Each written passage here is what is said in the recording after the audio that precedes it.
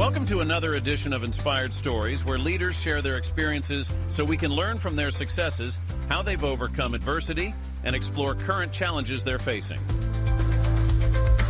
Welcome to another edition of the Inspired Stories podcast, where leaders share their experiences so we can learn from their successes and be inspired by how they've overcome adversity. My name is Anthony Codispoti, and today's guest is Mariana Perez-Pena-Flores. She is the oldest child of a garbage truck driver and a nurse. She raised her 4 kids with a philosophy of respect, accountability, and honor. She started her first childcare business in 2003 with 6 children. And today she is the proud owner of A to Z Learning Center, which has 2 childcare centers in San Antonio, Texas, and possibly a 3rd location by the end of the year. Their website is A2Zlearningcenters.com, A2Zlearningcenters.com. They believe that every child deserves a quality education regardless of means. Their approach is to provide a safe, nurturing, and stimulating environment that promotes learning, growth, and development. They offer a diverse and inclusive program that caters to the unique needs of each child, and they are dedicated to fostering a love of learning in every child that walks through their doors. They are family-owned and operated, and their roots run deep in the community. They go beyond traditional childcare by offering a nurturing environment that extends into the evening hours and even offers a nutritious dinner. Now, before we get into all that good stuff, today's episode is brought to you by my company, Add Back Benefits Agency, where we offer very specific and unique employee benefits that are both great for your team and fiscally optimized for your bottom line. One recent client was able to add over $900 per employee per year in extra cash flow by implementing our program. Results vary for each company, and some organizations may not be eligible. To find out if your company qualifies, contact us today at addbackbenefitsagency.com. Now, back to our guest today, the founder of A to Z Learning Center, Mariana. I appreciate you making the time to share your story today. Thank you. I'm excited to be here.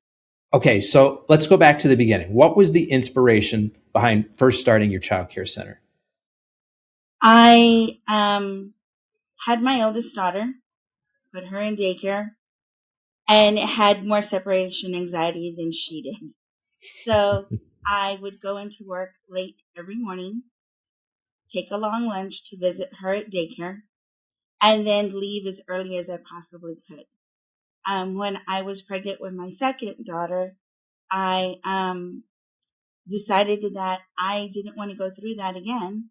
So I took a severance package from the company that I was working with and decided to stay home. Unfortunately, our family was used to the double income, so it was a struggle.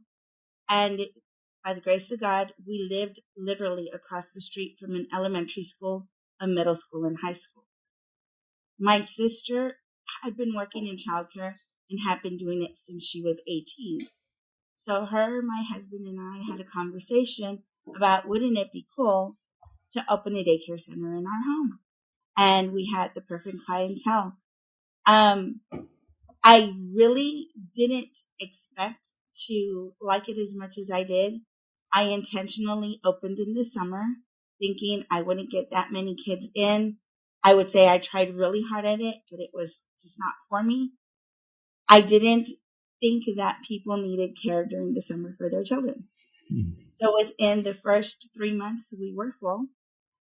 And I ended up falling in love with it. So that first summer, it sounds like you were hoping this wouldn't work, almost somewhat trying to sabotage the idea, so you could say you gave it a try and it didn't go, right? That's I why really did. I yeah. really did. I was like, I'm not going to want to raise other people's children. I'm not going to be good at it. What if I offend somebody? What if they don't like the way we do things? I didn't want to be accountable for making a mistake or, offending somebody. So I was like, but I'm excited to stay home with my own kids. So it's a win-win situation. But the more children that came in and getting to know their families, I fell in love with it. What did you love the most? The experiences that we had with the kids. Being at home with my 2 girls, I was like, I'm going to be able to go to the park. I'm going to go to the zoo. We're going to go on family outings. And now I had a couple of other children with me. And thank God I had my sister too, Lupita, because I was able to still do those things that I wanted to do with her by my side. So we were able to still go on the outings, go, on the nature walks, visit, the zoo. We are lucky to have Fiesta, Texas theme park here in San Antonio and SeaWorld. So we did all those things, but the idea that the parents were like, sure, go ahead, take them. I trust you. Oh my gosh, that's something I wouldn't be able to do. And the thing that touched my heart most was some of the parents were like, I really can't afford it. And their children were under the age that we could go in for free. Oh. So I was like, don't worry about it. We're going to be real careful. This is the time we're going to leave. This is the time we're going to get back. And it worked. It was great. It worked. And so how did you fill up so quickly? How were you finding these students, these children? Word of mouth. It was all word of mouth. I started off with my husband's niece and one teacher across the street who was doing summer school. And from there, it just grew. And so how long were you running it out of your home before you decided to open up a standalone center? I actually did it from 2003 until 2008. In 2008, I had an amazing licensing rep who said, you're always full. You have this space.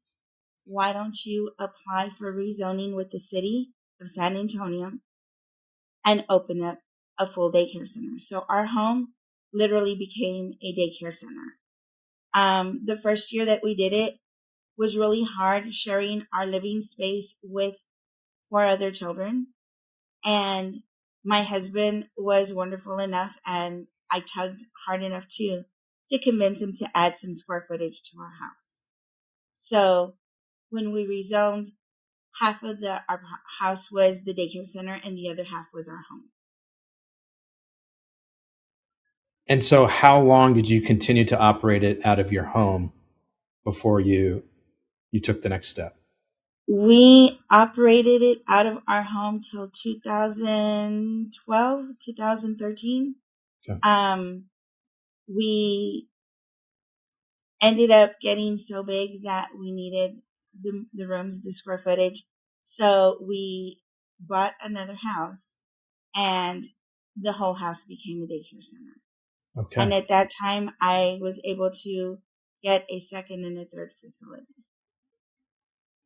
So you were up to 3 facilities at one point, and then did you have to close one or more facilities maybe during COVID? No, actually, it happened in 2016, I'm sorry. I had to close one facility. We were leasing some space out of a church, and I didn't know my guidelines for the state. So whenever you renovate a space or you're bringing it up to code, you only get 90 days to do so. I didn't do my research, so that was totally on me.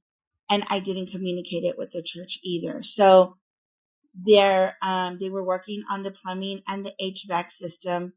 It was the whole church that was being done. The 90 days expired on us, so I was forced to go out and turn in the license, and I was down to 2 centers. That's frustrating.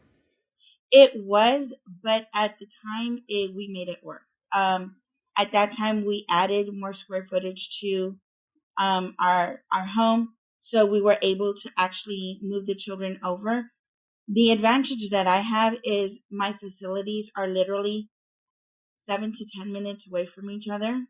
So we were able to accommodate the parents that we had, and it wasn't too much of a disruption or an inconvenience. Okay. And so what does it look like now? You've got 2 centers now. Is one of them still in your home? Yes. Okay. One of them's in your home, and the other one is the other location that's 7 to 10 minutes away. Yes. Okay. And there are thoughts about a third facility? Yes, I'm actually working with another church that I've had a relationship with for going on 10 years. They had a school and a daycare center. During COVID, it closed. Mm. So I'm going to be going into their facility. What's the timeline for that? Hopefully by January. Okay. So That's December, exciting. January. And so what is happening right now? You need to get a new license. You need to do some refurbishing of the place. We need to get the property rezoned by the city of San Antonio. The church is actually working on that. Once that is taken care of, then we'll go into our licensing application. The application takes on average about 45 days. Within that time, I need to make sure we have our C of O, our health permit, and our fire inspection. What was the first thing you mentioned? Your C? Our C of O, our certificate of occupancy. Okay. And so how far is this location from the other two? It's about 7 minutes away from the second location and 15 minutes away from the first location. That makes it easy for you to kind of get around and be able to visit all of them when you need to. It does. The other thing is I intentionally focus on Title I areas. So Title I is what our school districts label as low-income, at-risk families. So I look to go into those communities that I can service, that I can have an impact on. Why is that so important to you? Because they're the ones that need us. I use my children as an example of what they can one day accomplish or one day be. Everybody assumed that being that I was a business owner for daycares, my kids were automatically, that was their destiny. That was their fate. It was said and done. My oldest daughter lives in New York City. Right now, she's working with a school, but her ambition actually is to go into finance. She's a math whiz. My second oldest is going to be graduating from school this year, and she is actually a construction project manager. So she's in the construction field. My third oldest, my son, is going to school. He's in his junior year. He would like to be a mariachi director.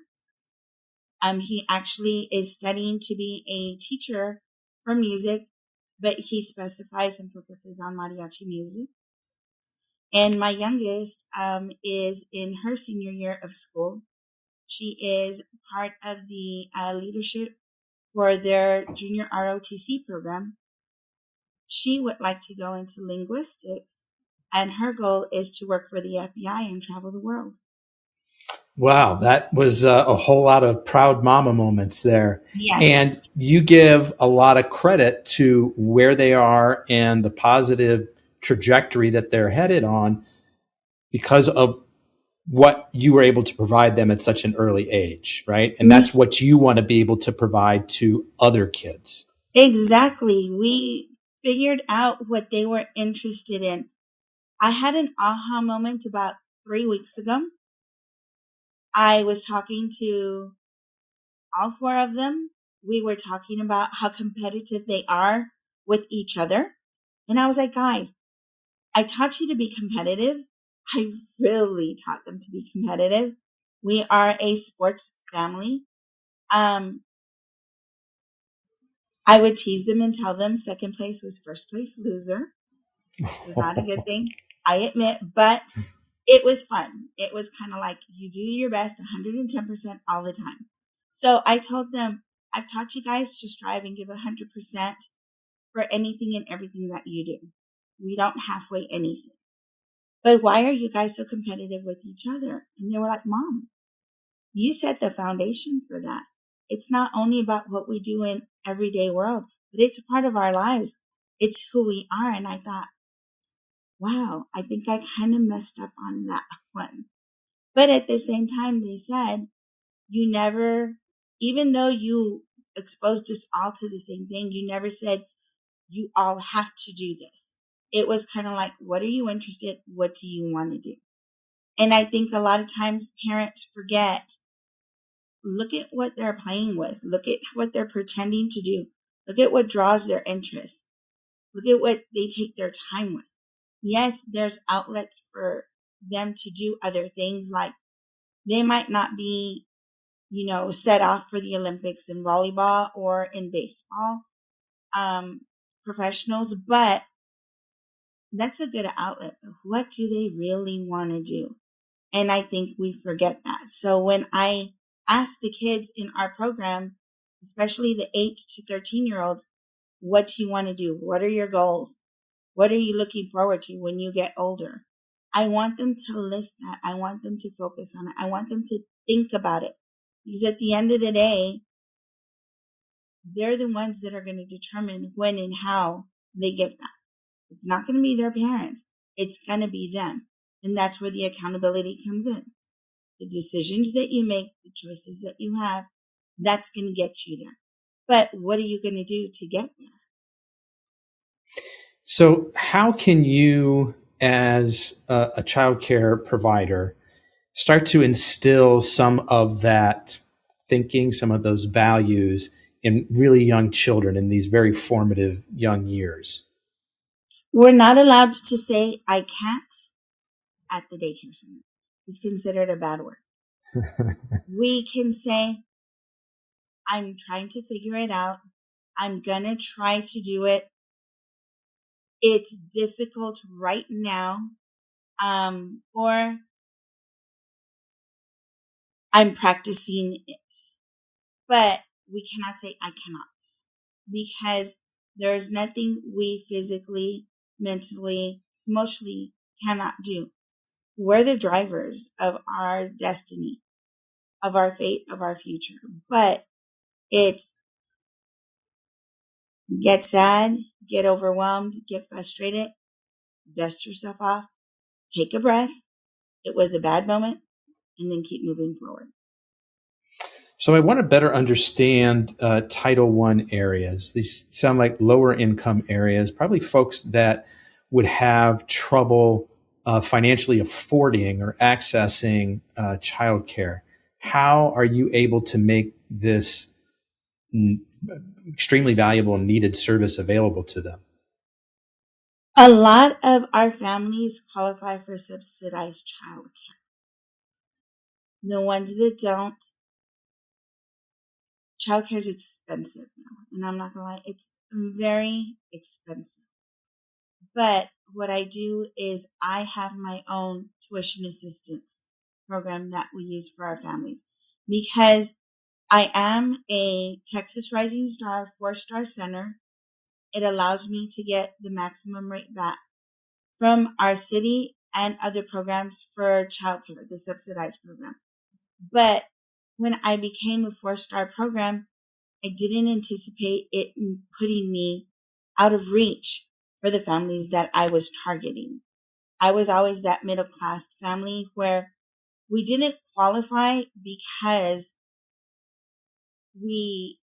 my husband made too much money when we were just had his income alone. But at the same time, we couldn't afford to send them to a private childcare center. So we were kind of stuck in the middle. And that was what was happening now. Once I became a 4-star center, those families that didn't qualify for subsidized care couldn't afford to be in our program. So I needed to figure some way out to still be able to get them what they wanted, as long as I was within their comfort level for affordable childcare, in all honesty. And so how were you able to do that? How are you able to offer some of your own, I forget the term that you use, but basically your own subsidy or your own payment support? I call it a tuition assistance. So I use some of the funds to reinvest in our program. I use the funds to make sure that our teachers are covered. And then rather than taking that profit, I used 30% of those funds, and I use it for tuition assistance. Wow. That's incredibly generous. Yes, but if I didn't do that, I wouldn't be able to have the experiences that I have with these children. That was my goal. That was my drive, and that's the only way I'm going to be able to still do what I intended to do. So your goals for growth are perhaps maybe not as much about increased profit, but more about how can you provide the kind of support to more kids that's needed, especially in these lower income areas. Like Yes, how can you reach the greatest number of children and make the biggest exactly. impact? That's what I like to do. Um, you hear so much about the generation today, the kids in school. We lack manners. We're um, egocentric. It's all about them. We've got our faces in our tablets, in our cell phones, on the computer. And for 8 to 10 hours a day, I have them in my care. And for 8 to 10 hours, we're a technology limited facility. There are no televisions. There's no computers. There's no laptops. There's no iPads. There's no cell phones. We're there for the experience. I want them to play. I want them to discover. I want them to imagine. I want them to use their minds. But most importantly, I want them to engage and interact, not only with each other, but with adults. I'm probably crossing the line, but I want to be able to say, this is how you talk to somebody respectfully. This is how you engage with them. This is how you ask for something. This is how you're humble. This is how you're gracious. These are manners. And I don't think there's a foundation for it in the schools. They're already overwhelmed with, not having enough staff, and then having children from all different ages. So at least for the time that I have them in our care, that's one of the foundations that we focus on. Talk to me more about what goes on there day to day, like what the curriculum's like. I get this sense of, or I understand what you're doing with teaching sort of the foundation of manners and, how to treat other people. Let's hear more about that and sort of like what else is involved in the curriculum. The biggest focus that we have is ironically not reading and writing. It's more of the social interaction and the um, emotional impact for the kids. So we focus more on how they interact with each other and how they self-regulate, because there's a lot of frustration, a lot of getting overwhelmed and not knowing how to communicate it. For a lot of kids, it's, throwing toys on the floor, dropping and crying in frustration, yelling. But when you start to teach them problem solving skills of, okay, you're having a moment. It's not that big a deal. Express it the way you need to express it. When you're done, we'll talk about different options that you have. So yes, I know you're going to knock the toys off the table, and that's okay. You're going to do that. But once you're done and you calm down, you're going to put those items back on the table. And then you're going to think, instead of throwing the toys off the table, what could I have done differently? But I have said, I'm angry. Give me a minute. I need to be alone. Or I'm frustrated. I really want that toy now. Is there something else I can play with? Or just, I'm having a bad morning. I need a minute.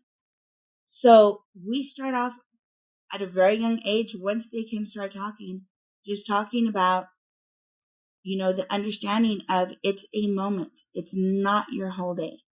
It's a minute in time.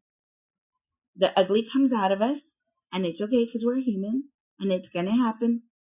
But once it's over, what do we do to keep going forward? Our discipline philosophy is a little different. We have calming corners and calming areas. Everybody's using that now. That's what we're using for self-regulation. But we also have the children go and touch a wall. And even at the age of 2, counting with them and breathing, counting to 10. 1, 2, 3, and so on. And once they get to 10, we tell them, okay, it's in the past. We're going to start new and we're going to keep going forward. Because there's nothing we can do to change how they acted or how they reacted. The only thing we can do is give them the options of what they can possibly choose to do next time going forward. What's the touching the wall part of it? What does that do? Because it offers more senses. So I found that not only are they breathing, not only are they focusing by counting, but they're actually involving touch now. So they're touching the wall just to kind of press on it, and it helps them soothe. They're focusing on that sense of touch, focusing on counting and breathing, and then we kind of move on. One thing I'm curious about is you've got 2 centers very close to each other and a third one coming all in the same geography. Do you have any concerns about being sort of oversaturated, or do you think the demand is there for what you're offering? I think the demand is there for what we're offering. I think my biggest fear is being stretched too thin. It's a philosophy that I have. It's one that I really push on practicing with the teachers.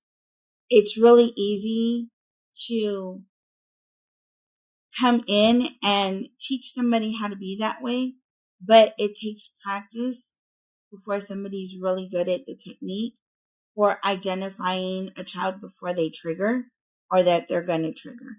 So I think right now my biggest fear is being stretched a little thin between the 3 locations. When you say stretched thin, you mean from like a management perspective, being able to staff and train the folks, the workers there appropriately? Yes. I'm a little bit of a control freak. I'm not going to lie. So I always want to be there. And I try my best to be at both facilities right now, but having a third one, I think that's my biggest fear is not being able to give each facility the attention that I need to. I am working with both of my sisters right now on teaching them, what we're doing, how we do it. My husband, helps out as much as I can pull him away from his work to do it too. But that's the goal, is making sure that philosophy is spread out there. So if I do want multiple locations, I know I can't do this on myself. I'm going to need a community.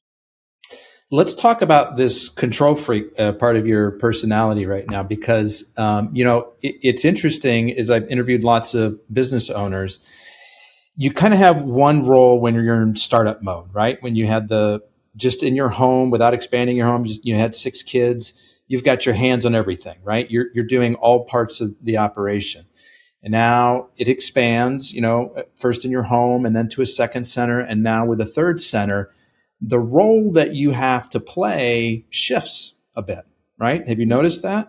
Yes. What have you noticed are the big changes? The biggest change is I don't have a classroom to myself. Mm. And I miss that. I like being in the classroom with the kids. If I'm having a hard day, if I'm just overwhelmed, if I need to just kind of calm down, I like to take over a classroom. It just, for some reason, the kids just really calm and comfort me. You and I are wired very differently, Mariana, and I love that because we need more people like you. I'm sorry, go ahead. So my favorite classroom is actually the toddlers. Some people refer to them as the terrible twos. I love them. I like that. Look at what I did. Aha moment. Look, I figured this out, or that's amazing. So I love 2-year-olds. They're a little more trying. They're a little more egocentric, but at the same time, you can't get away from that aha moment. So I love them. Now that I'm in the role where I'm out of expanding, I don't get to be in the classroom as much as I want. And I think that's the hardest part of letting go, is not having a classroom to myself. And I'm very hands-on. So I like talking to the parents. I like knowing all the kids' names. Trying to know what all their interest is. Trying to figure out what upsets them and what excites them.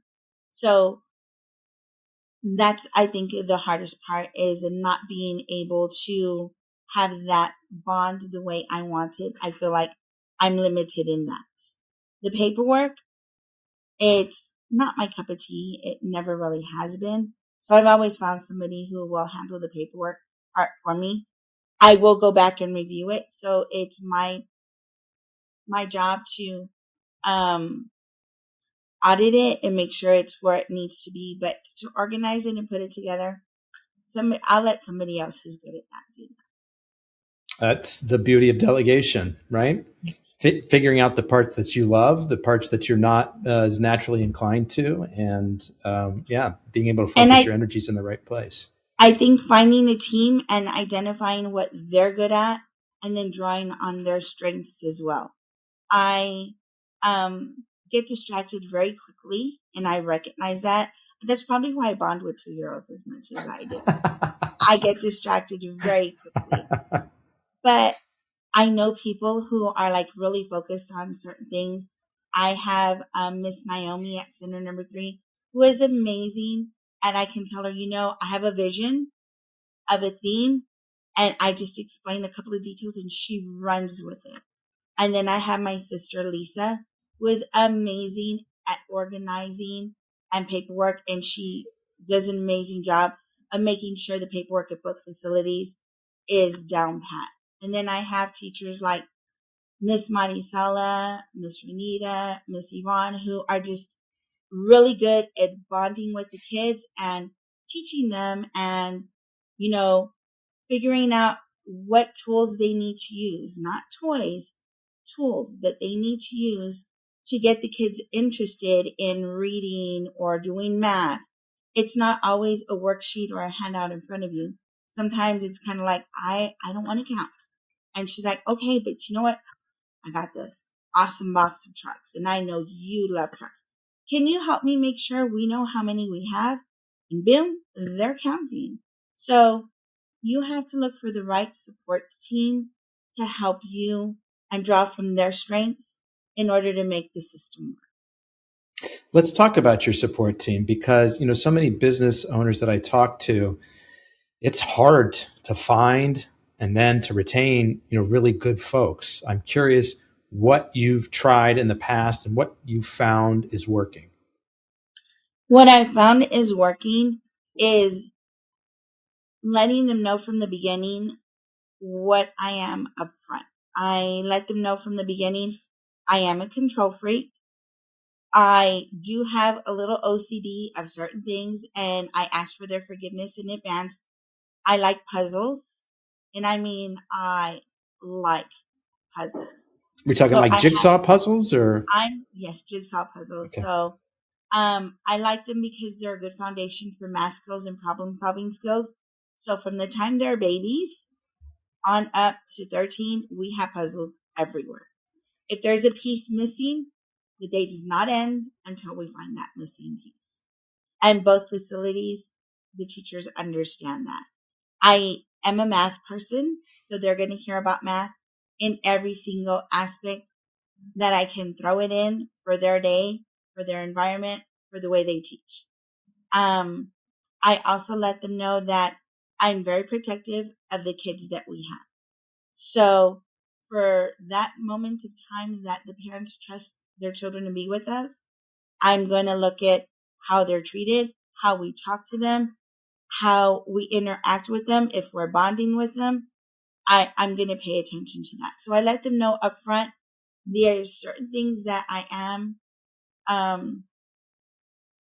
a little specific about and that they're going to hear about. And then the goals that I have. And I let them know up front, you're either with us or this is just a job for you. If this is just a job where you're looking for a paycheck, this is not the place for you to be. If you're here because you want to change a life, have an impact of a life, touch a child, then and be, part of who they are for the rest of their lives, then this is the place you need to be. But if you're looking to, make a paycheck, this is not the place. And that really helps to filter out the folks that probably aren't a good fit for you. I learned that I needed to, because before I was trying to sell myself of, I'm very flexible, we're all a team, family comes first philosophy. That was great. But it was bringing in people that I felt I was taking care of more than they were taking care of the daycare kids. So I actually went to a training, and I learned 22 years later, I learned that It's as never much too late, as, right, Mariana? you know what, it really isn't. It really had a change on my philosophy. But I thought I was bad or wrong for focusing so much on what they brought to the facility. And then I realized it's about how valuable somebody is to your program, not the value your program has on that staff person, but how much value they bring into your program. So if I'm constantly fixing things for them, if I am constantly finding I have to go in and take over the class, or um, they're calling out a lot, or I'm having to apologize to a parent for a situation, they're not only taking value away from my program, but they're taking value away from me, because instead of doing something else, I'm fixing something now. Yeah. And that's not going to work. I need things to run as smooth as possible. Are we going to have hiccups? Yes. Are we going to have perfect days? We're going to try our best to. Not every day is going to be perfect, but at the same time, that's always the ultimate. I want to talk about the parents a little bit. I'm curious, what are some of the common concerns that parents have when starting their kids in a new childcare center like yours? And what can you tell them to help put their minds at ease? The biggest concern they have is men in childcare. Oh. Because I am family based. My husband is there. My son is there. My daughter's boyfriend is there. I do have, I have had my, coworkers, nephews work there. And that's the biggest and the saddest concern that there is. Because they don't realize how much men have a good, positive influence on their children, especially when some of these families don't have a positive male figure in their life. That's a good point. So, I think that's the biggest concern that they've had. The other one is, do we have cameras in the facility? I do not have cameras in my facility. And the reason being is not everybody is comfortable with having their child on video for other parents to observe. Some parents still have privacy concerns. Some children cannot be videotaped or photographed.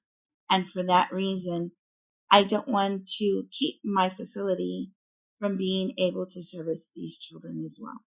We do work with children that are in foster care. We do work with the battered women's shelter here. We do have families, for whatever reason, do not want their children videotaped or photographed. So for their privacy and out of respect for them and every other child who doesn't get to make the decision for themselves of whether they want to be videotaped or photographed, I just don't have it out there. Interesting point you make about the concern of men in the child care center. My boys are 8 and 10 now, so it's been a few years, but they were in a local child care center here that was amazing. We got to know the owners pretty well, and we really enjoyed the experience. But I do remember, walking into a couple of classrooms for the first time and seeing men providing the service, and it was a moment of pause for me. It's like, well, that's a little unusual. Let me get to know this person and, have a little chat. And they were some of the greatest care providers in the facility. My kids still talk about Mr. Jared, the nature guy, because he brought in animals and he did like little skits with his guitar and sung about nature. And he was a big hit with all the kids. But so even as a guy, like I kind of get that. It's like that's a little bit unusual. But to your point, like what a great thing to be able to put like a good male figure role model into these young kids' lives who might not have that in their home environment. And the other thing about it is these men don't leave them. My son goes to college every year and comes back, and they look forward to it. Was Mr. Vicente going to be here for a Christmas break? Is Mr. Vicente coming for the summer? This year he was gone for a little bit for a band program, and they were so excited for him and excited with him. And he was like, wow, if you're in band in middle school and high school, one day you could do this. And it's really exciting and fun. And, my husband is a project manager for the state. He works with the environment. And so they're like, oh, Mr. Rick. And this is what Mr. Rick is known for. Mr. Rick is known for Star Wars. My husband is a huge Star Wars fan. Have you seen the new episode on the Disney Channel? And oh my God, it's so great. Do you have any new Legos? We buy him every single Star Wars item there is. So when he comes in with new shirts, they're all excited to see them. But again, it's something that he can bond with them about. So if there's a new Star Wars program a new Star Wars show, or if there's a new Star Wars Lego, the first thing, when is Mr. Rick coming? When is he going to be here? Look, I need to tell him what I got, or I need to tell him what I saw. So there's something that they can bond with them about. And like I said, they look forward to it. Plus, the most important thing is for some of these children, these men don't leave their lives. They don't enter and then disappear. They're going to be there. And I think that's really important as well. And it's great how your husband's personality really comes out, right? Yes, it really does. I'm curious, what advice do you have for parents who maybe are trying to decide between multiple options, different childcare centers? Look for a program that puts your child first. Look for a program that is very transparent. When parents ask, we're a facility that uses an app just like most facilities do now. So we tell our parents, we're going to take a picture of your child in an activity, whether they're crying or elated about it. We're not going to hide anything. You need to know, was this a good experience? Was it something they liked doing? Or, you know what? They really were uncomfortable doing it. They were like, no, get it away from me. But you need to be transparent. When parents first start their children, I always tell them, it's going to take 2 to 3 weeks for them to adjust. If you call and ask, hey, how's my child doing? And I'm going to tell you whether they're crying or they're bonding really quickly. I'm not going to lie to you. Why? Because you need to know not only how we're meshing with them, but how they're meshing with us. Not every program is going to be the right program for your child, and you need to look at those cues. The other thing is making sure that you have a bond with not only the owner or the director, but with the teacher as well. Because the teacher is the one who's going to bond with your child. The teacher is the one who's going to communicate with you. The teacher is the one who, in a sense, is helping you raise your child. That's good advice. I'm curious to hear maybe like a particular success story of a child in your center. Maybe it was a kid who was struggling a bit when he or she first came in, and you guys were really able to make a big impact. I don't think we made a big impact on him as much as he made an impact on us. He required a little more attention. He was nonverbal when he came to us. Had been kicked out a couple of centers because he was just a little more rambunctious, and he stole my heart. He just had a different way of communicating with people and a different way of interacting.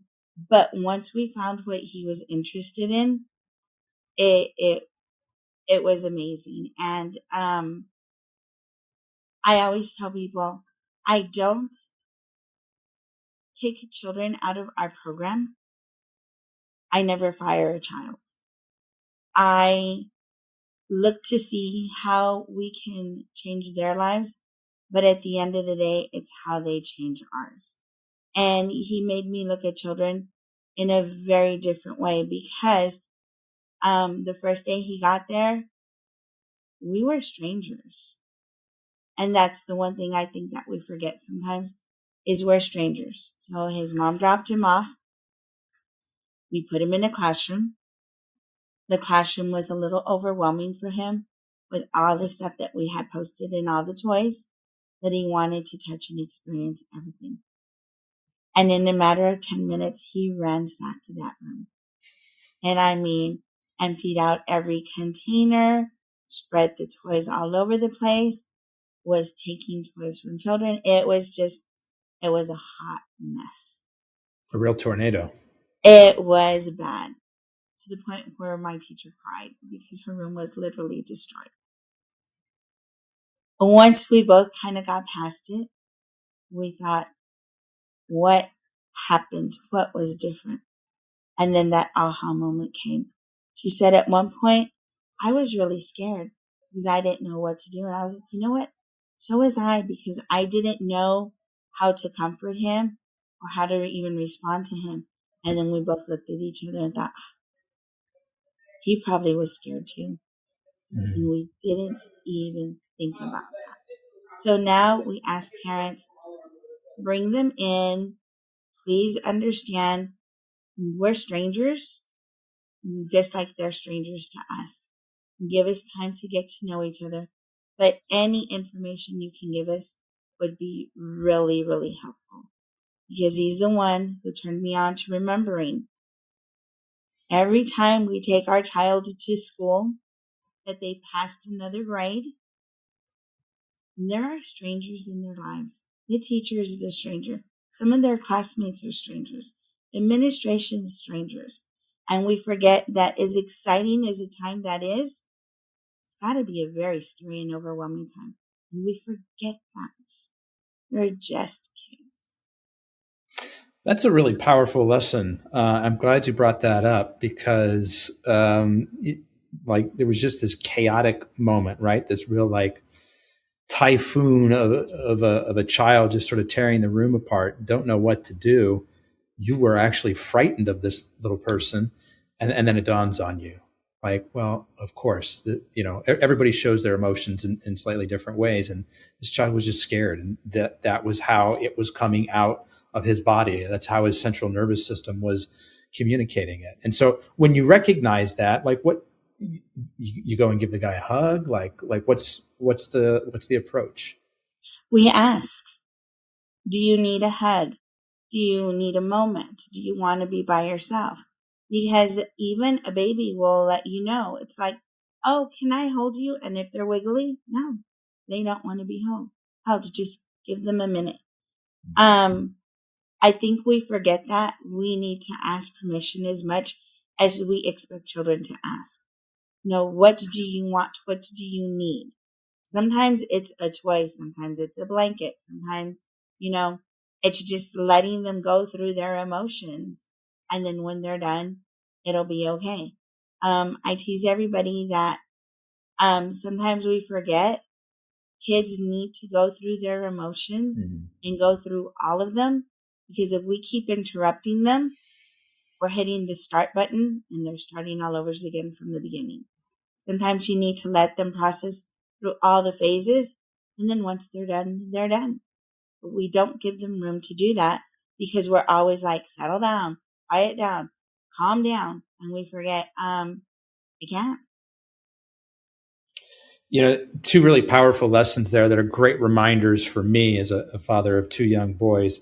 And something that I've been talking with my wife quite a bit about. The first one is when these big feelings come up, my natural instinct is to try to interrupt or redirect that because I think that'll put them in a better place. And selfishly, it would put me in a better place to not have sort of this noise and this chaos. But I've begun to realize more and more the importance of letting them feel these really big feelings, not only feel, like, encourage them to come out, like, rather than trying to hold it back and tamp it down and, redirect right away. It's like, no, like, get as big as you need to right here and get it out. And then, as they're sort of naturally starting to come down, I like the other thing that you said, which is kind of give them choices, right? Do you need a blanket? Do you need a hug? Do you need some space? My wife and I, did this with my son last night. He was having a rough moment, and because he didn't want to get back to his homework. And so we let him feel the big feelings. And then, when he was sort of settling down a little bit, she's like, would you like mom to help you with your homework or dad? Right? It wasn't a choice of do your homework or not do your homework, but it's giving him some sense of a choice and control, which it didn't flip a huge giant switch, but it was a small one, because he said, I want mom. And then they did it. And then they did the homework. And so I think those were two great lessons that you pointed out there. Yeah. It's nice to reflect and think, okay, I've learned and this is what we need to start doing going forward. It's upsetting because, again, I have a 24-year-old, a 21-year-old, a 20-year-old, and a 17-year-old. And I'm like, man, I wish I had known that then. And I'm just figuring it out now. Better late than never. And you get to teach it to a whole new generation of kids. Exactly. But I think this is what my parents were talking about when I used to go, I don't understand how you were so hard on us. And with the grandkids, it's like, you're telling me I need to be different. I'm using your philosophy. I'm using your techniques. And they're going, they weren't always right. And that now realizing now, I know what they were talking about. Yeah. Mariana, I'm curious to hear about a particular challenge that you experienced, either personally or professionally, and maybe some of the lessons that you learned coming out the other side. I learned that I can overcome or handle anything because I've already had, at this point, the big, big, bad experience. So in 2015, my husband had been suffering headaches, was taking Tylenol, thought it was just, we're getting older, things happen, it's probably allergies. And it turned out that he had a mass in the brain. He had a cyst. And it wasn't, something that you hear about or you know about.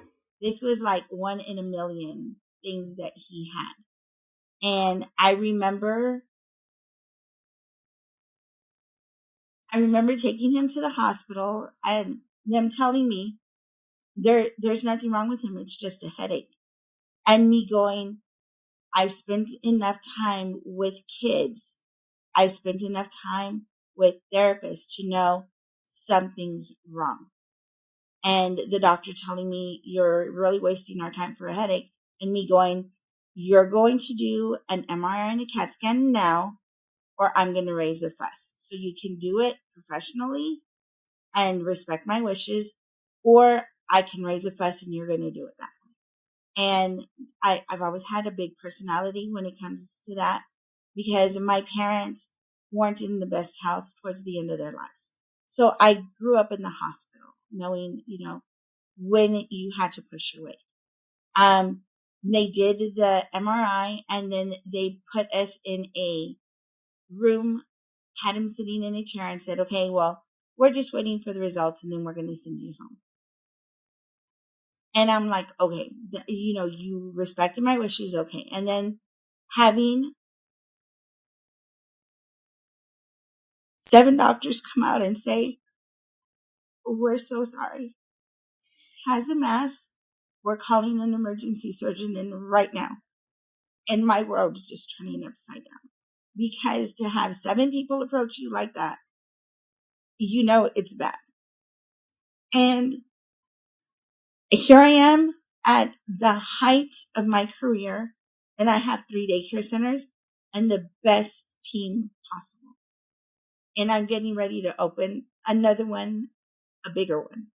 So I wait for them to get us upstairs, and the surgeon on call comes in and says, "We're calling in our best surgeon. This is something that's very unique." And I'm like, "Okay, explain it to me." And he's like, "I'm not sure you're going to understand." I'm like, "My mom was an LVN. Just tell me, I'll understand it." I also went to school, and I liked math and science. So I had an associate's degree in biology and anatomy. So I understood, I knew what they were going to be talking about. And when they explained it, they were like, we're getting in someone who has experience in this. He can do it.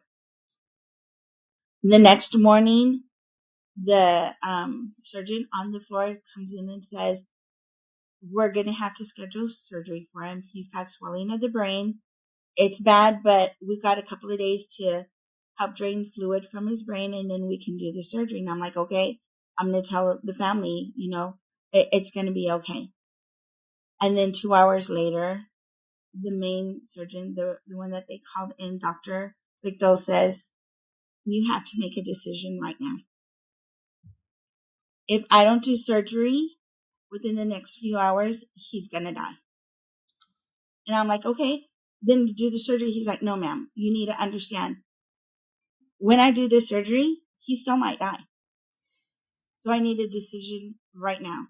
What do you want to do?"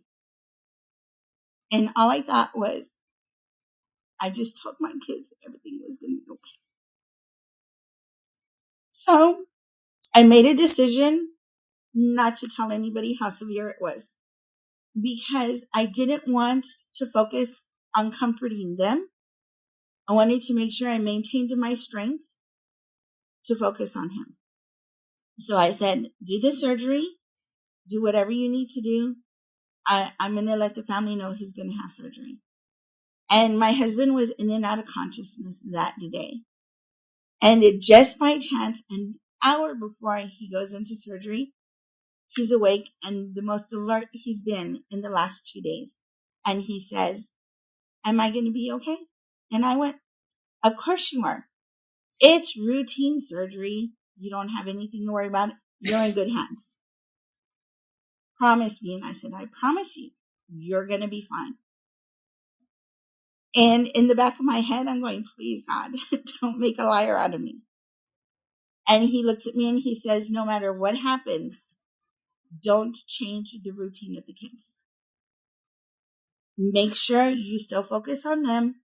Make sure everything that they're doing stays the same. I need them to maintain their routine so that they know everything's going to be okay." I said, "Okay." And thank God the surgery was a success. But at that point, my mom was an ovarian cancer survivor. And the week before this, she had found out her cancer had come back. And it was really hard when she went to chemo for my sisters to be in the room with her and stay positive. And it was hard for my dad to see her to go through it. But it was back. And being that we were in the hospital with my husband, her immune system was going to be weak going through chemo again. So I wasn't going to be able to see her this time around.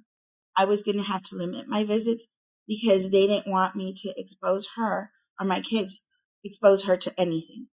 So in a sense, when I needed my family the most, I had to figure it out because my mom needed them more.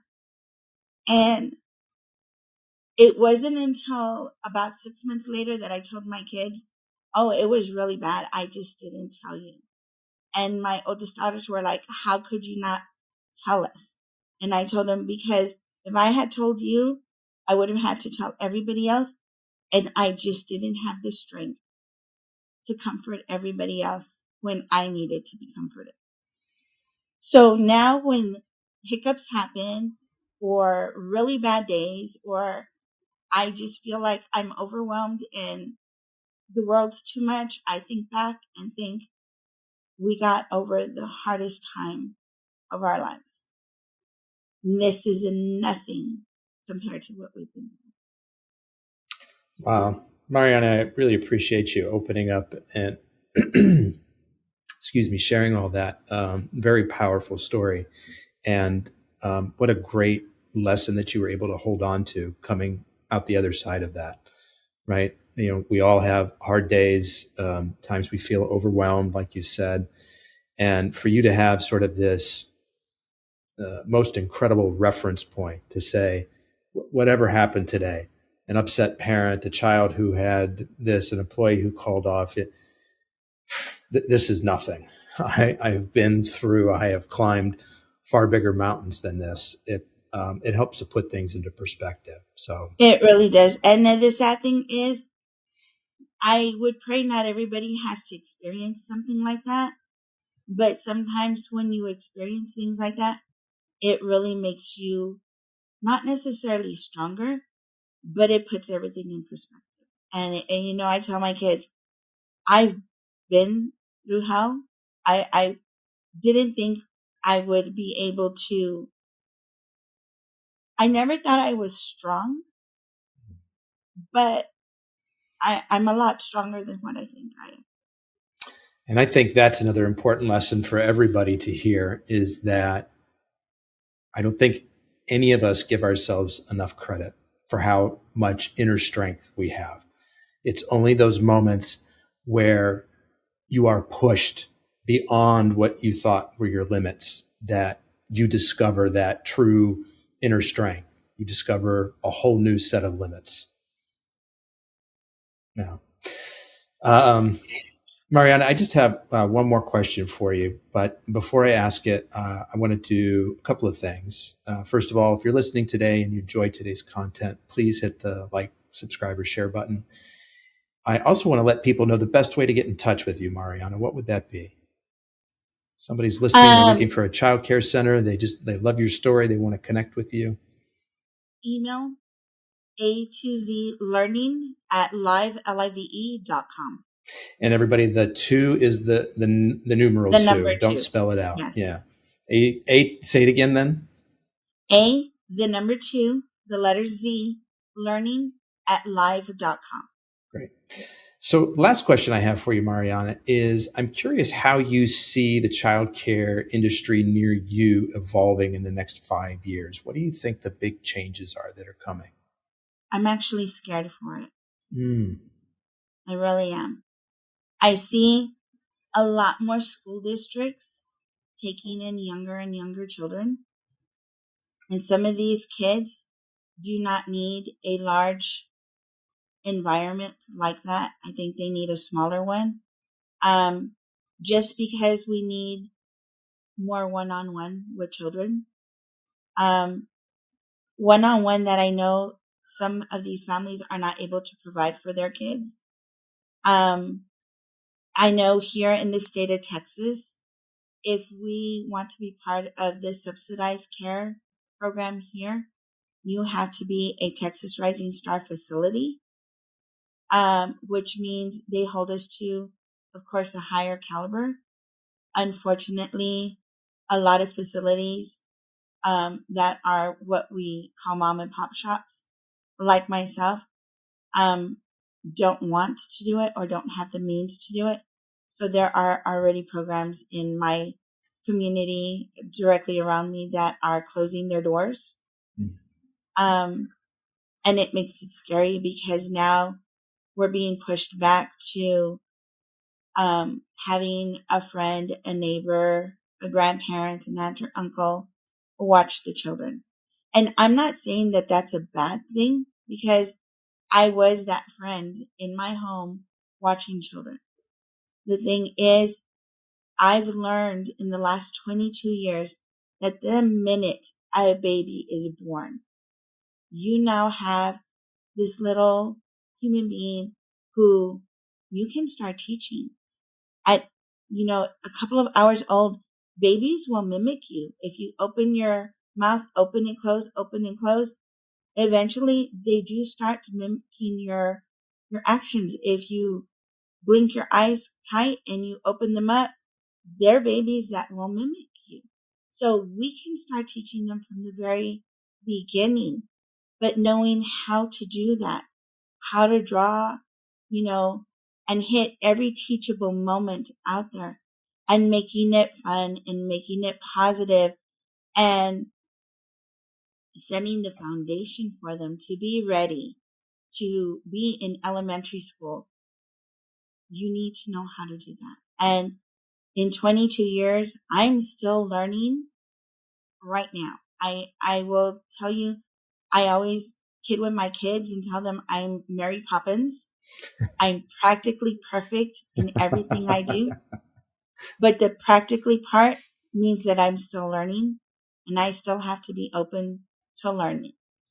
And I think that's the most important thing is, yes, you can, be caring for a child in your home, but do you know what to target? Do you know what to focus? Because let's face it, we're in a very scary time right now. My daughter's a senior in high school, and I'm grateful that she's a senior in high school because every day that I send her to school, I pray she comes back to me. Mm. I pray something traumatic doesn't happen at her school. I pray that something bad doesn't happen in our city, in our country, in the world every day. Because of all the school, incidents that happen. And these kids not only have to be ready to learn, but they have to be ready for in case of a traumatic situation happens. Yeah. It's one thing to practice a fire drill. It's another thing to practice an active shooter drill. Yeah. And that's what we're sending our kids to now. We need to help these children not only have a foundation and be prepared to learn, but be strong enough to know what to do and who to trust and where to go and how to react in case something traumatic does happen. Mariana, I want to be the first to thank you for sharing both your time and your very powerful story with us today. I really appreciate it. Thank you. Folks, that's a wrap on another episode of the Inspired Stories podcast. Thanks for learning with us today.